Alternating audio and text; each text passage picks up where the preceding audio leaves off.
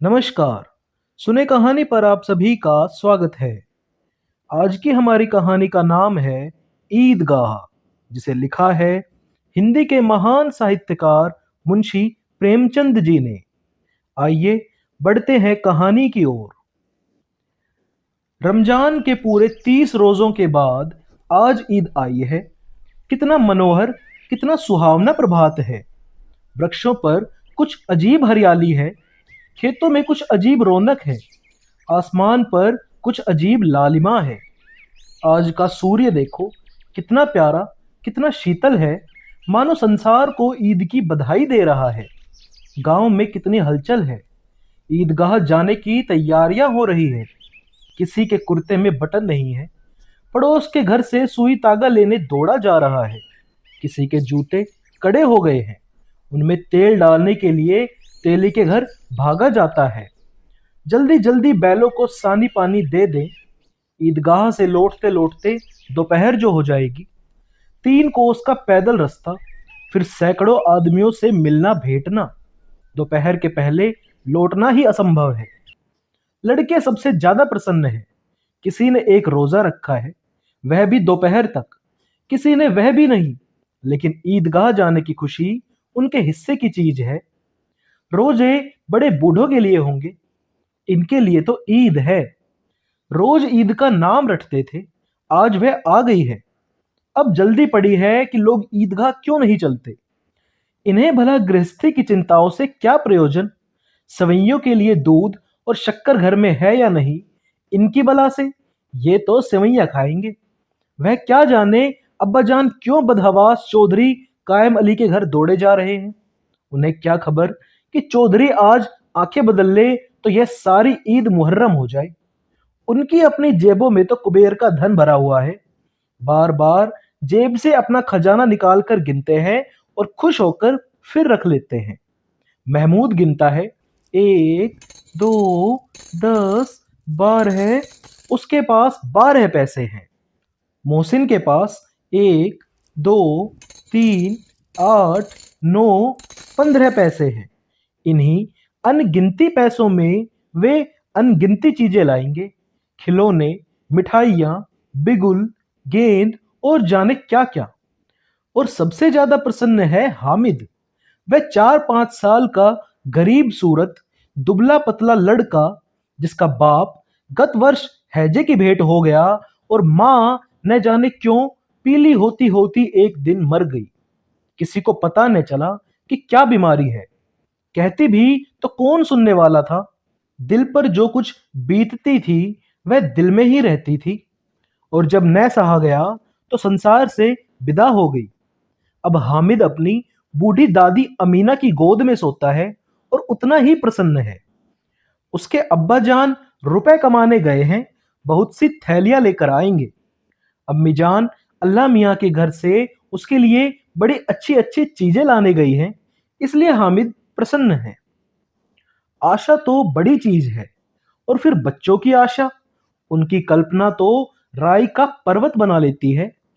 हामिद के पांव में जूते नहीं हैं, सिर पर एक पुरानी धुरानी टोपी है जिसका गोटा काला पड़ गया है, फिर भी वह प्रसन्न है।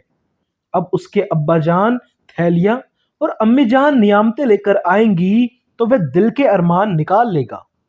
तब देखेगा कि महमूद और मोहसिन और नूरे और सम्मी कहां से उतने पैसे निकालेंगे। अभागिनी अमीना अपनी कोठरी में बैठी रो रही है। आज ईद का दिन और उसके घर में दाना नहीं। आज आबिद होता तो क्या इसी तरह ईद आती और चली जाती। इस अंधकार और निराशा में वह डूबी जा रही है। किसने बुलाया था इस निगोड़ी ईद को। इस घर में उसका कोई काम नहीं, लेकिन हामिद, उसे किसी के मरने जीने से क्या मतलब। उसके अंदर प्रकाश है, बाहर आशा। विपत्ति अपना सारा दलबल लेकर आए, हामिद की आनंद भरी चितवन उसका विध्वंस कर देगी। हामिद भीतर जाकर दादी से कहता है, तुम डरना नहीं अम्मा, मैं सबसे पहले आऊंगा, बिल्कुल न डरना। अमीना का दिल कचोट रहा है। गांव के बच्चे अपने अपने बाप के साथ जा रहे हैं। हामिद का बाप अमीना के सिवा और है ही कौन। उसे कैसे अकेले मेले में जाने दें? उस भीड़ भाड़ में बच्चा कहीं खो जाए तो क्या हो? नहीं, अमीना उसे यूं न जाने देगी। नन्ही सी जान, 3 कोस चलेगा कैसे? पैर में छाले पड़ जाएंगे। जूते भी तो नहीं है। वह थोड़ी थोड़ी दूर पर उसे गोद में ले लेगी, लेकिन यहाँ सेवैयां कौन पकाएगा? पैसे होते तो लौटते लौटते सब सामग्री जमा करके चटपट बना लेती। यहाँ तो घंटों चीजें जमा करते लगेंगे। मांगे ही का तो भरोसा ठहरा। उस दिन फहीमन के कपड़े सिए थे, 8 आने पैसे मिले थे। उस अठन्नी को ईमान की तरह बचाती चली आती थी इसी ईद के लिए। लेकिन कल ग्वालन सिर पर सवार हो गई तो भला क्या करती? हामिद के लिए कुछ नहीं है तो 2 पैसे का रोज दूध तो चाहिए ही। अब कुल 2 आने पैसे बच रहे हैं। 3 पैसे हामिद की जेब में, 5 अमीना के बटवे में। यही तो बिसात है और ईद का त्योहार। अल्लाह ही बेड़ा पार लगाए। धोबन और नाइन और मेहतरानी और चुड़ीहारन सभी तो आएंगी। सभी को सेवैयां चाहिए और थोड़ा किसी की आंखों को लगता नहीं। किस किस से मुंह चुराएगी? और मुंह क्यों चुराए? साल भर का त्योहार है। जिंदगी खैरियत से रहे, उनकी तकदीर भी तो उसी के साथ है। बच्चों को खुदा सलामत रखे, ये दिन भी कट जाएंगे। गांव से मेला चला और बच्चों के साथ हामिद भी जा रहा था।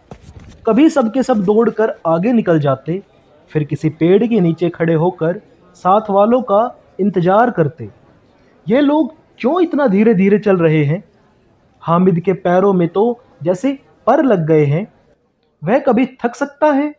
शहर का दामन आ गया।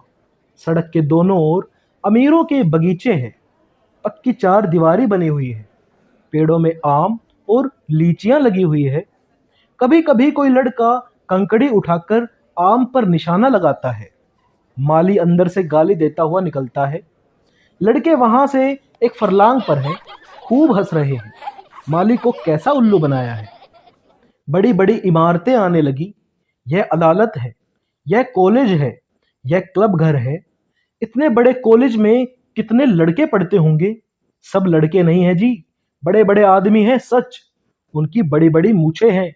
इतने बड़े हो गए अभी तक पढ़ते जाते हैं। न जाने कब तक पढ़ेंगे और क्या करेंगे इतना पढ़कर। हामिद के मदरसे में 2-3 बड़े बड़े लड़के हैं, बिल्कुल 3 कौड़ी के। रोज मार खाते हैं, काम से जी चुराने वाले। इस जगह भी उस तरह के लोग होंगे और तो क्या। क्लब घर में जादू होता है। सुना है वहां मुर्दों की खोपड़ियां दौड़ती है और बड़े बड़े तमाशे होते हैं, पर किसी को अंदर नहीं जाने देते। और यहाँ शाम को साहब लोग खेलते हैं। बड़े बड़े आदमी खेलते हैं, मूछो दाढ़ी वाले। और मेमे भी खेलती है सच। हमारी अम्मा को वह दे दो, क्या नाम है, बैट, तो उसे पकड़ ही न सके, घुमाते ही लुढ़क जाए। महमूद ने कहा, हमारी अम्मी जान का तो हाथ कांपने लगे, अल्लाह कसम। मोहसिन बोला, चलो, मनो आटा पीस डालती है, जरा सा बैट पकड़ लेंगी तो हाथ कांपने लगेंगे। सैकड़ों घड़े पानी रोज निकालती है, 5 घड़े तो तेरी भैंस पी जाती है। किसी मेम को 1 घड़ा पानी भरना पड़े तो आंखों तले अंधेरा आ जाए। महमूद, लेकिन दौड़ती तो नहीं, उछल कूद नहीं कर सकती। लेकिन उस दिन मेरी गाय खुल गई थी और चौधरी के खेत में जा पड़ी थी, तो अम्मा इतनी तेज दौड़ी कि मैं उन्हें न पा सका सच। आगे चले। हलवाइयों की दुकानें शुरू हुई। आज खूब सजी हुई थी। इतनी मिठाइयाँ कौन खाता है? देखो ना, एक एक दुकान पर मनो होंगी। सुना है रात को जिन्नात आकर खरीद ले जाते हैं। अब्बा कहते थे कि आधी रात को एक आदमी हर दुकान पर जाता है और जितना माल बचा होता है वह सब तुलवा लेता है और सचमुच के रुपए देता है, बिल्कुल ऐसे ही रुपए। हामिद को यकीन न आया। ऐसे रुपए जिन्नात को कहां से मिल जाएंगे?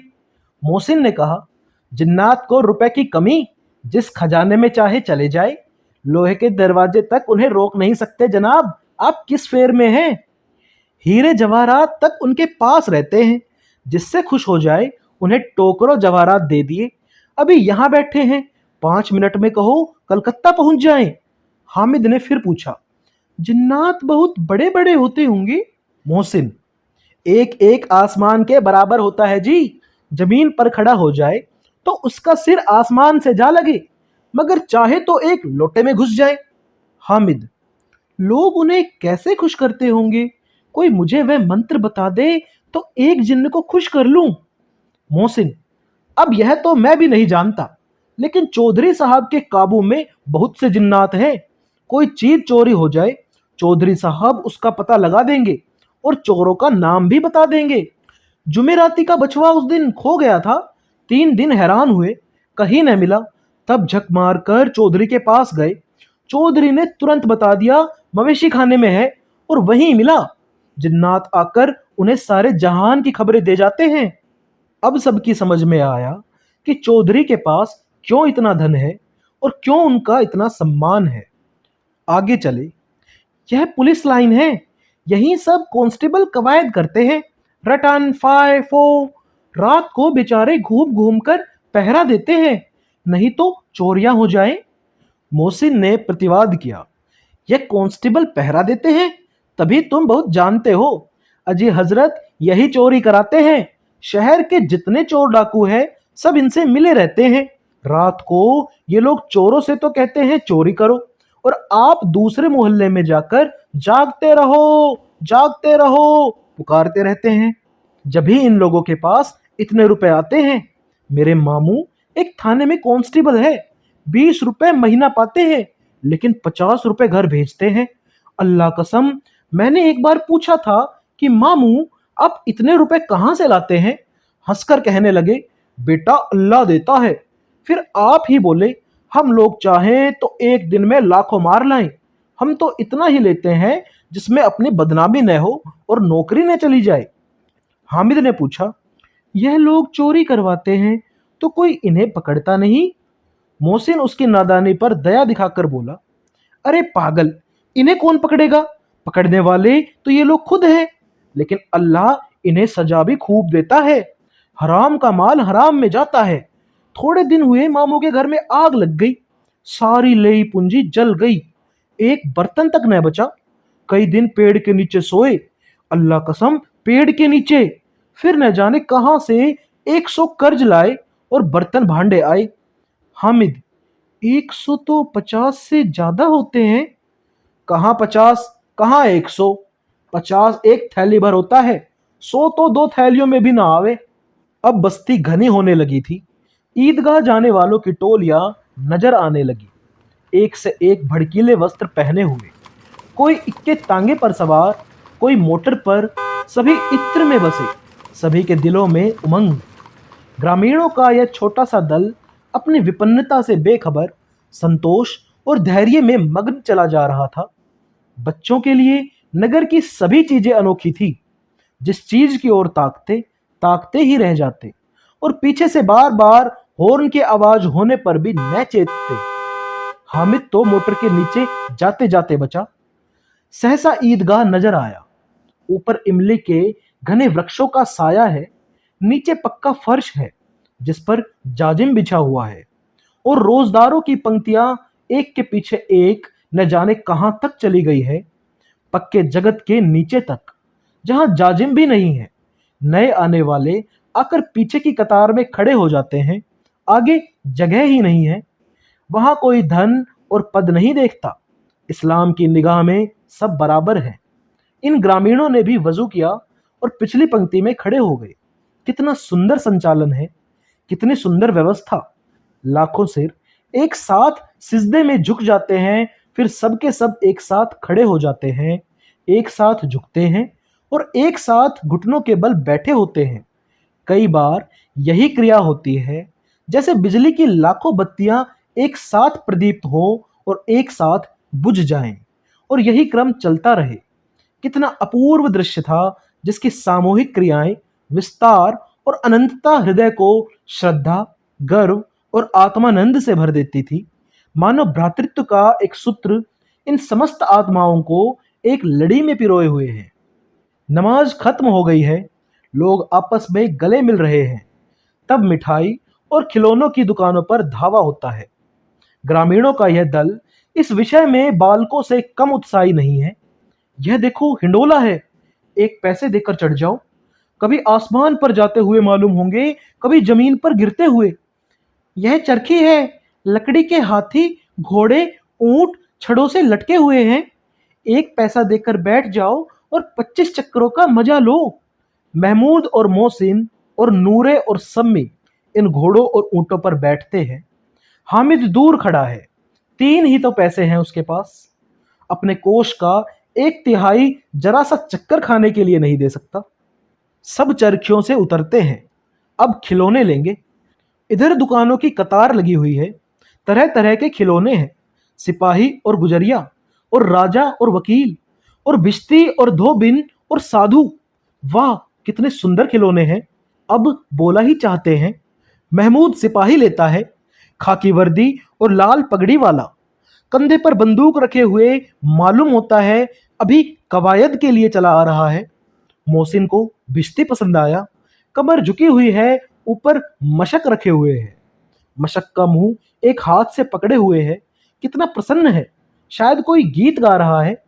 बस मशक से पानी उड़ेला ही चाहता है। नूरे को वकील से प्रेम है, कैसी विद्वता है उसके मुख पर। काला चुगा, नीचे सफेद अचकन, अचकन के सामने की जेब में घड़ी की सुनहरी जंजीर, एक हाथ में कानून का पोथा लिए हुए। मालूम होता है अभी किसी अदालत से जिरह या बहस किए हुए चला आ रहा है। यह सब 2-2 पैसे के खिलौने हैं।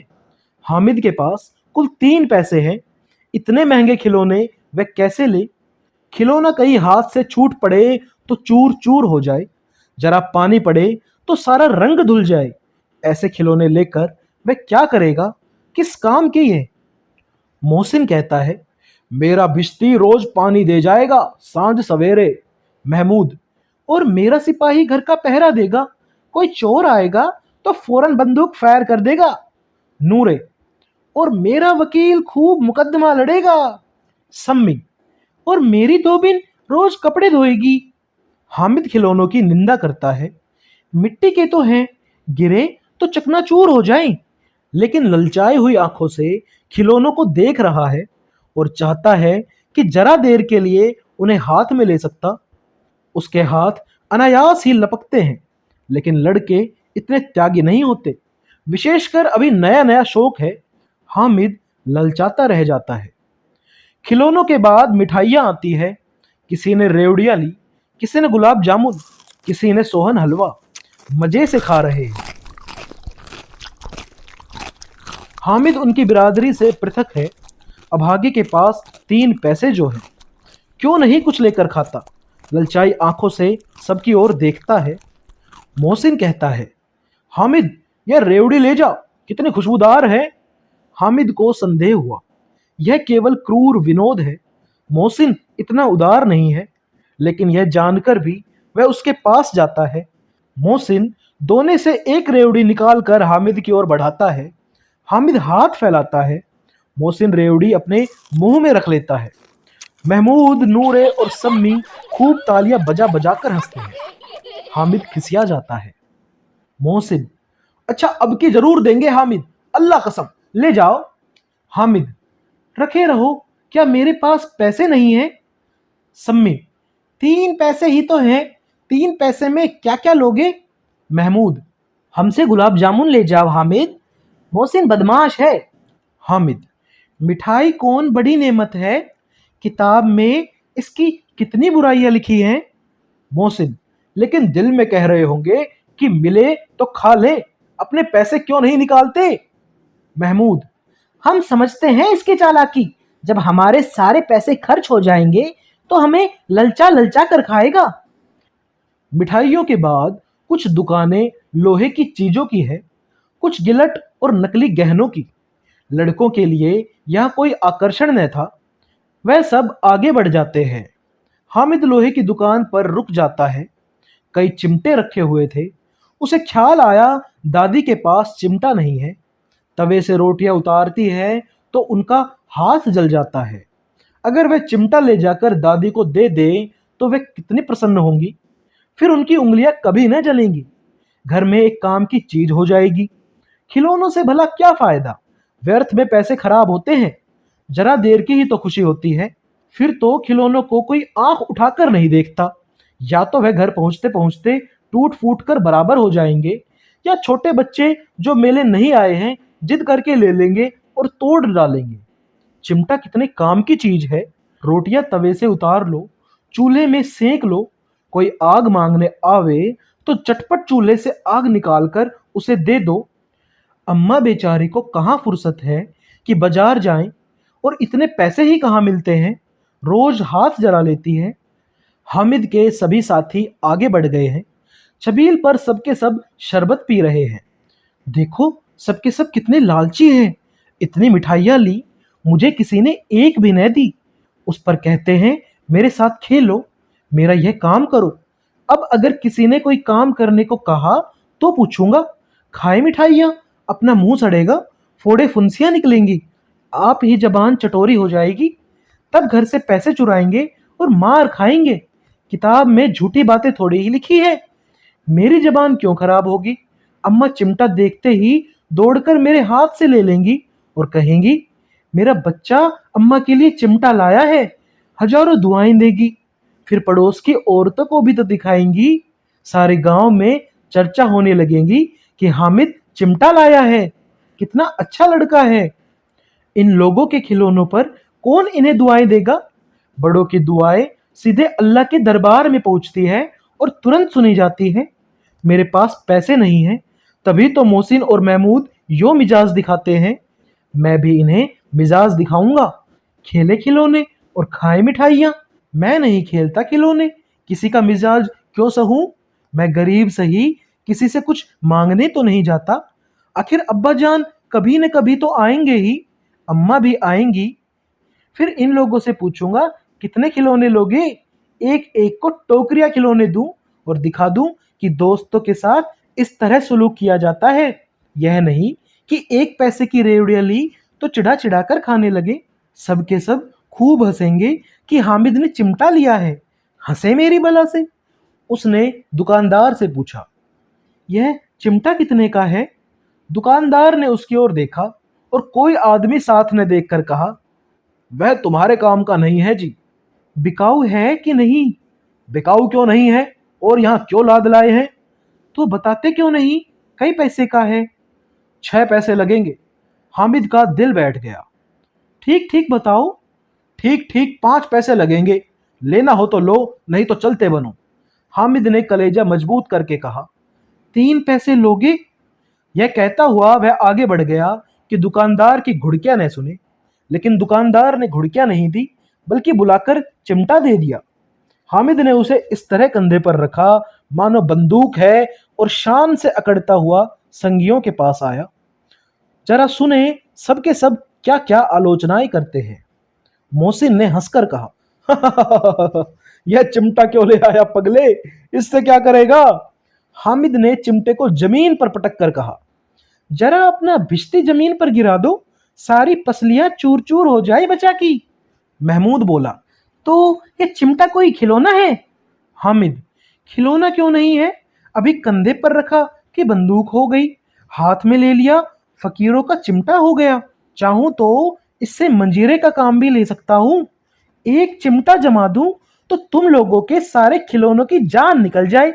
तुम्हारे खिलौने कितना ही जोर लगावे, मेरे चिमटे का बाल बांका नहीं कर सकते। मेरा बहादुर शेर है मेरा चिमटा। सम्मी ने खंजरी ली थी। प्रभावित होकर बोला, मेरी खंजरी से बदलोगे, 2 आने की है। हामिद ने खंजरी की ओर उपेक्षा से देखा।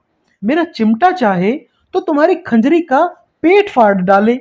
बस एक चमड़े की झिल्ली लगा दी, ढप ढप बोलने लगी। जरा सा पानी लग जाए तो खत्म हो जाए।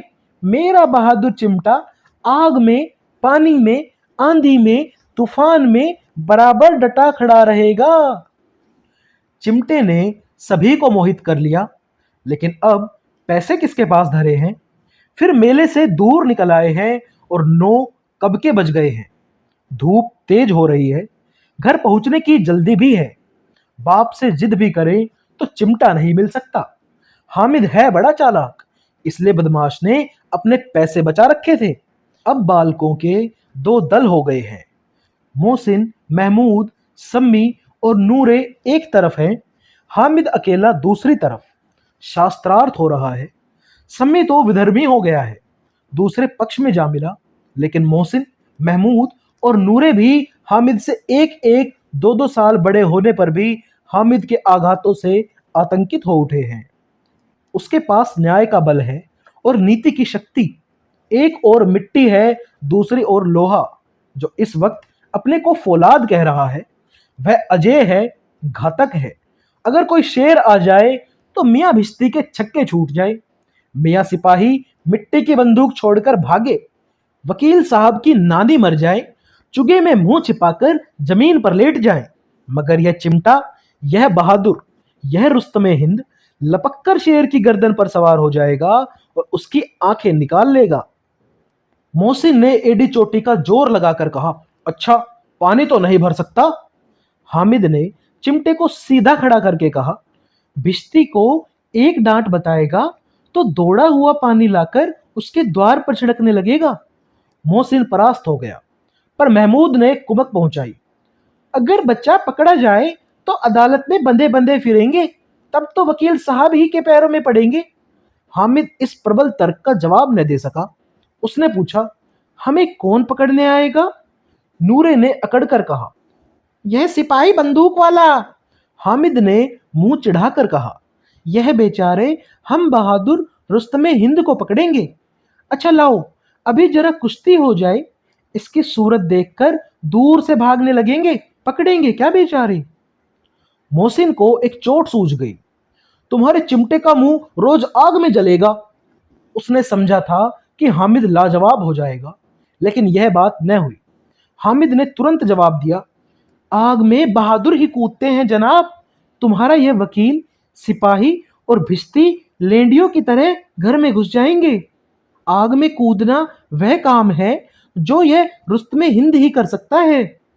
महमूद ने एक जोर लगाया, वकील साहब कुर्सी मेज पर बैठेंगे, तुम्हारा चिमटा तो बावर्ची खाने में जमीन पर पड़ा रहेगा।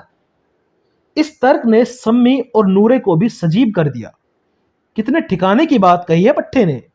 चिमटा बावर्ची खाने में पड़े रहने के सिवा और कर ही क्या सकता है। हामिद को कोई फड़कता हुआ जवाब न सूझा तो उसने धांधली शुरू की, मेरा चिमटा बावर्ची खाने में नहीं रहेगा। वकील साहब कुर्सी पर बैठेंगे तो जाकर उन्हें जमीन पर पटक देगा और उनका कानून उनके पेट में डाल देगा।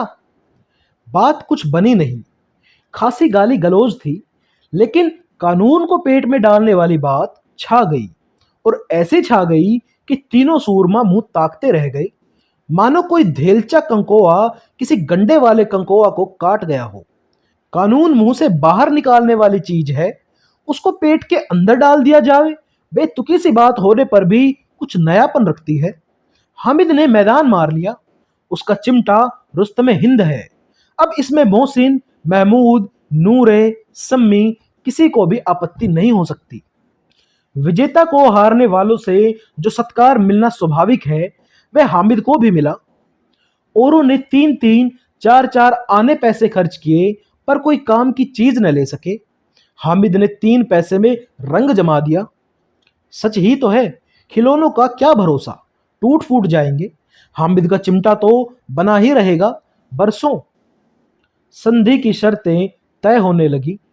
मोहसिन ने कहा, जरा अपना चिमटा दो, हम भी देखें, तुम हमारा भिश्ती लेकर देखो। महमूद और नूरे ने भी अपने अपने खिलौने पेश किए।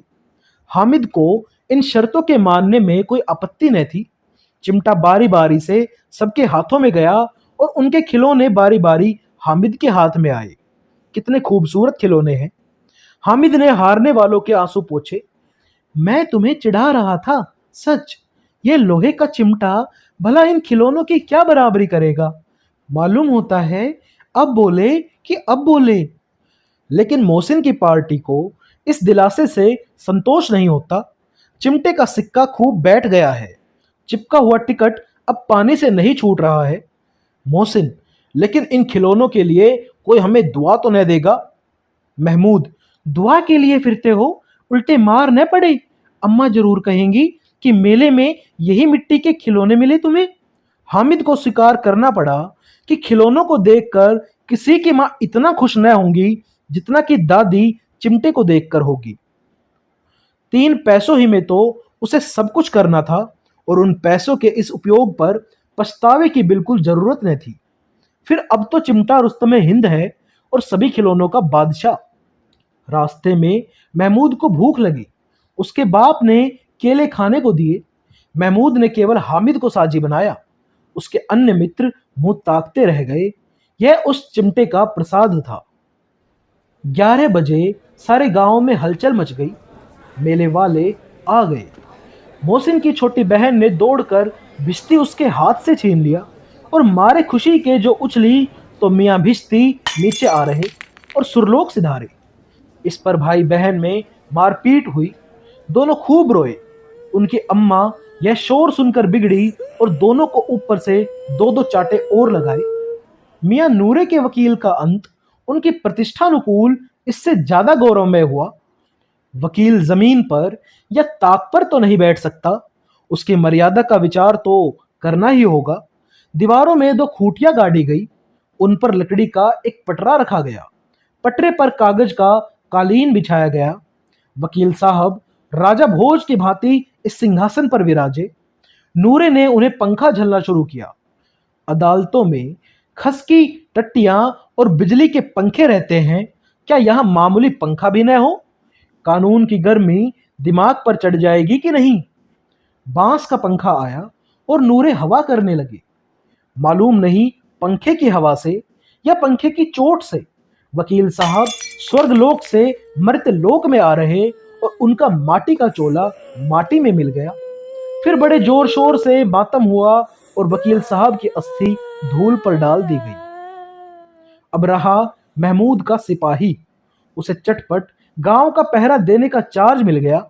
लेकिन पुलिस का सिपाही कोई साधारण व्यक्ति तो नहीं जो अपने पैरों पर चले। वह पालकी पर चलेगा। एक टोकरी आई। उसमें कुछ लाल रंग के फटे पुराने चिथड़े बिछाए गए जिसमें सिपाही साहब आराम से लेटे। नूरे ने यह टोकरी उठाई और अपने द्वार पर चक्कर लगाने लगे। उसके दोनों छोटे भाई सिपाही की तरफ से छोने वाले जागते रहो पुकारते चलते हैं। मगर रात तो अंधेरी होनी ही चाहिए। महमूद को ठोकर लग जाती है। टोकरी उसके हाथ से छूटकर गिर पड़ती है और मियाँ सिपाही अपनी बंदूक लिए जमीन पर आ जाते हैं। उनकी एक टांग में विकार आ जाता है। महमूद को आज ज्ञात हुआ कि वह अच्छा डॉक्टर है। उसको ऐसा मरहम मिल गया है जिससे वह टूटी टांग को आनन फानन में जोड़ सकता है। केवल गूलर का दूध चाहिए। गूलर का दूध आता है, टांग जोड़ दी जाती है। लेकिन सिपाही को ज्यों ही खड़ा किया जाता है, टांग जवाब दे जाती है। शल्य क्रिया असफल हुई तब उसकी दूसरी टांग भी तोड़ दी जाती है। अब कम से कम एक जगह आराम से बैठ तो सकता है। एक टांग से न तो चल सकता था और न ही बैठ सकता था। अब वह सिपाही सन्यासी हो गया है। अपनी जगह पर बैठा बैठा पहरा देता है। कभी कभी देवता भी बन जाता है। उसके सिर का झालरदार साफा खुर्च दिया गया है। अब उसका जितना रूपांतर चाहो कर सकते हो। कभी कभी तो उससे बाट का काम भी ले लिया जाता है। अब मियाँ हामिद का हाल सुनिए।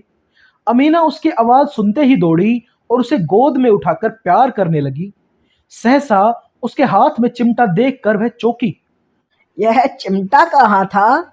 मैंने मोल लिया है। कै पैसे में? 3 पैसे दिए। अमीना ने छाती पीट ली। यह कैसा बेसमझ लड़का है कि दोपहर हुआ कुछ खाया न पिया, लाया क्या यह चिमटा। सारे मेले में तुझे और कोई चीज न मिली जो यह लोहे का चिमटा उठा लाया? हामिद ने अपराधी भाव से कहा, तुम्हारी उंगलियां तवे में जल जाती थी इसलिए मैंने इसे ले लिया। बुढ़िया का क्रोध तुरंत स्नेह में बदल गया और स्नेह भी वह नहीं जो प्रगल्भ होता है और अपनी सारी कसक शब्दों में बिखेर देता है। यह मूक स्नेह था, खूब ठोस, रस और स्वाद से भरा हुआ। बच्चे में कितना त्याग और कितना सद्भाव और कितना विवेक है। दूसरों को खिलौने लेते और मिठाई खाते देखकर इसका मन कितना ललचाया होगा। इतना जब्त इससे हुआ कैसे? वहां भी इसे अपनी बुढ़िया दादी की याद बनी रही। अमीना का मन गद-गद हो गया। और अब एक बड़ी विचित्र बात हुई, हामिद के इस चिमटे से भी विचित्र। बच्चा हामिद ने बूढ़े हामिद का पार्ट खेला था। बुढ़िया अमीना बालिका अमीना बन गई। वह रोने लगी, दामन फैलाकर हामिद को दुआएं देती जाती थी और आंसू की बड़ी-बड़ी बूंदें गिराती जाती थी। हामिद इसका रहस्य क्या समझता? तो दोस्तों, कैसी लगी आपको आज की ये कहानी?